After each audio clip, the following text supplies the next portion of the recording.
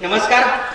मानवी जीवनातील नाना प्रकारच्या उत्कट अनुभवांना अत्यंत आशयघन शब्दात साकार करणारे एक शब्दार्थ प्रभू प्रतिभावंत, धर्माला नीतीचे आणि निष्कपट भावनेचे अधिष्ठान देणारे एक आचारशील भक्त, अक्षरशः सर्वस्वपणाला लावून सामाजिक आणि सांस्कृतिक अन्यायाच्या विरोधात दंड थोपाटणारे एक आव्हानवीर योद्धे, अंतरंगाने किडक्या परंतु बहिरंगाने अत्यंत प्रबळ असणाऱ्या एका समाज व्यवस्थेच्या मुळाशी निर्भयपणे सुरुंग लावणारे एक विद्रोही म्हणजे कवी तुकाराम, संत तुकाराम. ते विद्रोही तुकाराम याच जगद्गुरु श्री संत तुकोबारायांनी समाजामध्ये आधुनिकतावादी, मानवतावादी, विज्ञानवादी, पर्यावरणवादी, विवेकवादी आणि बुद्धिप्रामाण्यवादी विचार रुजवण्याचं काम केलं की ज्यामुळे जगद्गुरु श्री संत तुकोबाराय तुम्हा आम्हाला तुमच्या आमच्या जगण्याचा पाया, चालण्याचे बळ आणि विचारांची कळ ठरतात. त्याच विषयावरती बोलण्यासाठी दासू वैद्यांच्या याच ओळींना शब्दबद्ध करण्यासाठी तुमच्या समोर उभा आहे. नमस्कार, मी रोहन ज्योतिराम कवडे तुमच्या समोर विषय मांडतोय जगण्याचा पाया, चालण्याचे बळ, विचारांची कळ. संत तुकाराम महाराज देव पाहायसी गेलो आणि देवाची होऊन ठेलो असं म्हणणाऱ्या जगद्गुरु श्री संत तुकोबारायांनी आपल्या जीवनात आलेल्या सुखदुःखांचा, मान अपमानांचा, विषमतेचा जो अनुभव घेतला तोच अभंगाच्या रूपात मांडण्याचं काम केलेलं पाहायला मिळतं. मग जगण्याचा पाया, चालण्याचे बळ, विचारांची कळ तुकाराम असं म्हणत असताना नेमके तुकाराम कसे या विषयामध्ये मांडणं मला महत्वाचं वाटतं. किती सांगो तरी न ऐकती बटकीचे पुढे सिंदळीचे रडतील असं म्हणत कधी कधी रागानं, कधी कधी वात्सल्यानं, तर कधी कधी प्रेमानं इथल्या समाजाला उपदेश करण्याचं काम जगद्गुरु श्री संत तुकोबारायांनी केलेलं पाहायला मिळतं.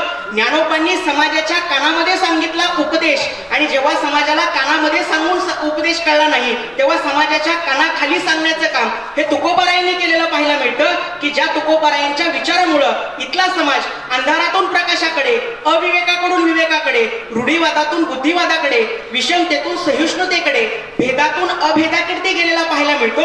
म्हणून जगद्गुरु श्री संत तुकोबाराय आणि तुकोबारायांची अभंग गाथा किंवा अभंग हे तुमच्या आमच्या जगण्याचा पाया आणि चालण्याचे बळच ठरायला लागतात. मित्रांनो, ज्या काळामध्ये स्त्रीला कोणताही आध्यात्मिक अधिकार नव्हता त्या काळामध्ये संत बहिणाबाईंना अश्वघोष नावाच्या बौद्ध विचारवंताच्या ग्रंथाचं मराठीमध्ये रूपांतर करा असं सांगण्याचं काम जगद्गुरु संत तुकोबारायांनी केलेलं पाहायला मिळतं. म्हणजे तुकोबांनी त्या काळामध्ये केलेला तो ग्लोबल विचार त्यांचं श्रेष्ठत्व स्पष्ट करतं आणि तुमच्या आमच्या जगण्याच्या पायाबरोबरती इथल्या स्त्रीच्या सुद्धा जगण्याचा पाया आणि चालण्याचे बळ हे तुकोबाराय ठरताना पाहायला मिळतात. हे आपण कदापि विसरून चालणार नाही. खरं तर तुकाराम दर्शन नावाच्या ग्रंथामध्ये डॉक्टर सदानंद मोरे असं लिहितात की 18व्या शतकाच्या उत्तरार्धामध्ये ज्या धार्मिक आणि सामाजिक सुधारणावादी चळवळी झाल्या होत्या, ज्याच्यामध्ये दादासाहेब पांडुरंगांची परमहंस सभा असू द्या, न्यायमूर्ती रानडेंचा प्रार्थना समाज असू द्या, महात्मा फुलेंचा सत्यशोधक समाज असू द्या, या तीनही धार्मिक आणि सामाजिक सुधारणावादी चळवळींचे प्रेरणास्थान हे तुकोबाराय असलेले पाहायला मिळतात.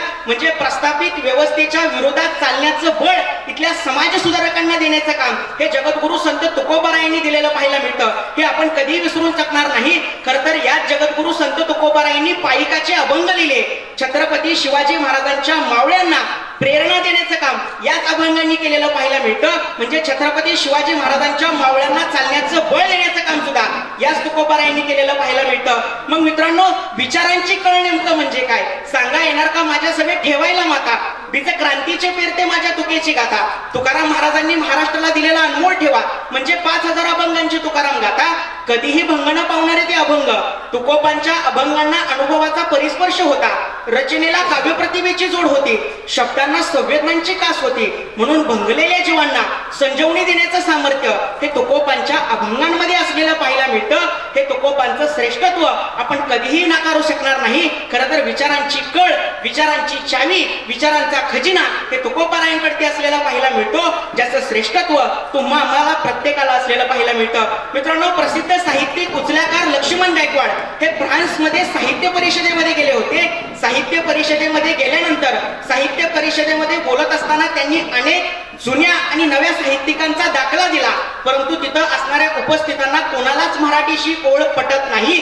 त्यावेळेस लक्ष्मण गायकवाड हे संत साहित्यापर्यंत जातात आणि संत साहित्यामध्ये गेल्यानंतर तिथं तुकोबारायांचा संदर्भ देतात. त्यावेळेस फ्रान्समध्ये तिथं उपस्थित असणाऱ्या प्रत्येक माणसाला मराठी भाषेची खून पडते. मला असं वाटतं की तुकोबारायांचे अभंग हे ग्लोबल पातळीपर्यंत जाऊन पोहोचलेले असताना तुकोबाराय नेमकं जगण्याचा पाया, चालण्याचे बळ आणि विचारांची कळ कसे ठरतात हे तुम्ही आम्ही कधीही विसरू शकणार नाही. तर तुकोबारायांचं श्रेष्ठत्व हे फक्त आणि फक्त अभंग गाथेमध्ये आज गाठून ठेवणं गरजेचं नाही, तर आजच्या काळामध्ये तुकोबांचे हे विचार आचरणामध्ये आणणं गरजेचं आहे. कारण या तुकोबांच्या विचारांवरती चालून आपल्याला आता नवी दिशा शोधायची आहे आणि त्याच्या माध्यमातून बदल घडवून आणायचे आहेत. त्यामुळे आजच्या काळामध्ये तुकोबांचे हे विचार फक्त आणि फक्त अभंग गाथेमध्ये न राहता, तुमच्या आमच्या ओठांवरती न राहता, ते तुमच्या आमच्या आचरणामध्ये आले पाहिजेत आणि त्याच्या माध्यमातून तो बदल झाला पाहिजे. तो बदल व्हावा एवढी शेवटी अपेक्षा व्यक्त करतो आणि शेवटी इतकंच म्हणतो, डोळ्यांची हो इंद्रायणी, माझ्या वेतीची धार हो, तुका तुझ्या नकाची थोडी तरी सरी हो, तुका तुझ्या नकाची थोडी तरी सरी हो. मनपूर्वक धन्यवाद. खूप खूप छान.